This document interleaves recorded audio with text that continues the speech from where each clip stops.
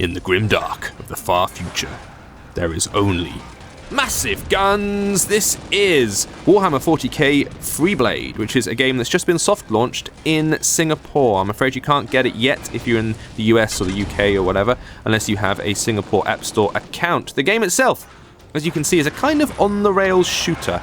I'm not controlling the movement of my massive mech dude, I am just controlling the guns. So I put my finger on the screen and I just drag it about, that shoots the main cannons. If I double tap and hold and then release, massive explosion there for one of my secondary weapons.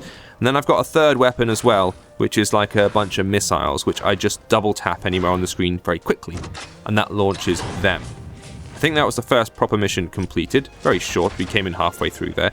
I've done the little tutorial stuff, but that's about it. I painted my war machine in fancy colours and whatnot. There he is. That's what he looks like. You can customize him later on if you want to. I'll go into the campaign. Let's go to the next mission here. So it's a linear single-player campaign. I don't know if there's a multiplayer thing. I should probably check that out. But I've only just downloaded it and wanted to get it up nice and quick to show you what it all looks like. This game got a little bit of derision when it was first announced, because I think people saw it and went, yeah, it's going to be a massive Warhammer 40k game, amazing, oh wait, it's for mobile, oh, and that tended to be the tone of most of the articles. In fairness, what little I've played at the moment seems to make quite good sense for mobile. Like, you couldn't really do... I don't like it personally when they do massive third-person shooters on iOS, because you can't get the controls right. It doesn't feel good using virtual sticks. So they've stripped it down and they've turned it into what is essentially an on-the-rails shooter. So this gallery shooter stuff does work well on iOS, because all you need to do is point and tap and shoot, and it has that slightly casual, easy to pick up and play vibe. Now, let's do some melee combat. So if I tap within here, I then have to tap. Ooh.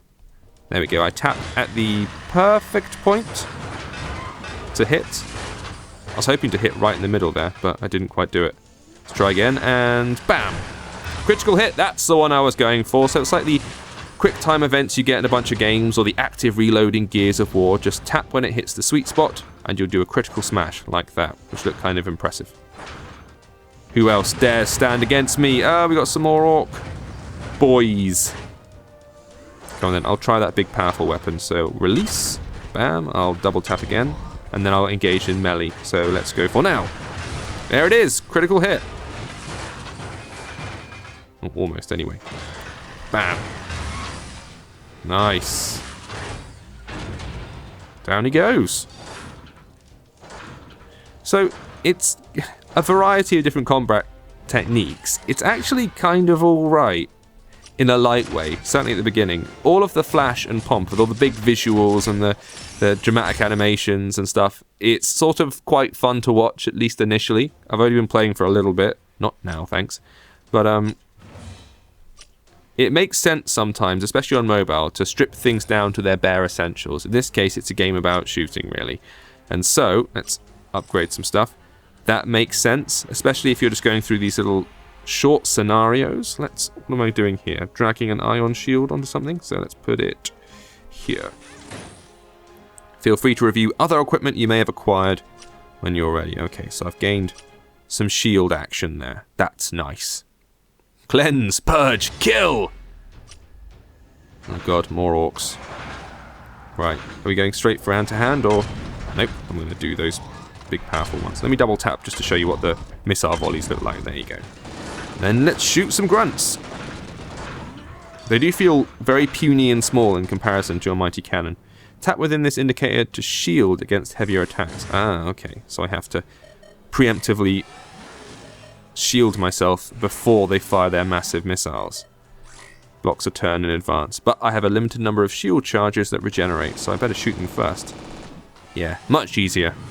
Best defense is a good offense, as they say. Oh no!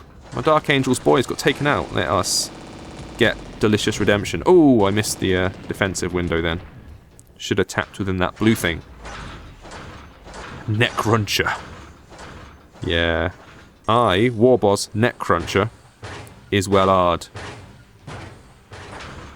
Okay, let's take this guy out. I presume I'm going to have to go all melee with him. Here we go. Bam! Let's go for the critical. Yes! That's what I like to see. And... bam! Oh, took his arm off! Yeah, feel the might of the Dark Angels. I was always quite down with the Dark Angels. I'm a fan. If you're into all that 40k stuff. Oh, try using an alternative weapon. All right. Bam. There we go. Double tap down there too. Why not?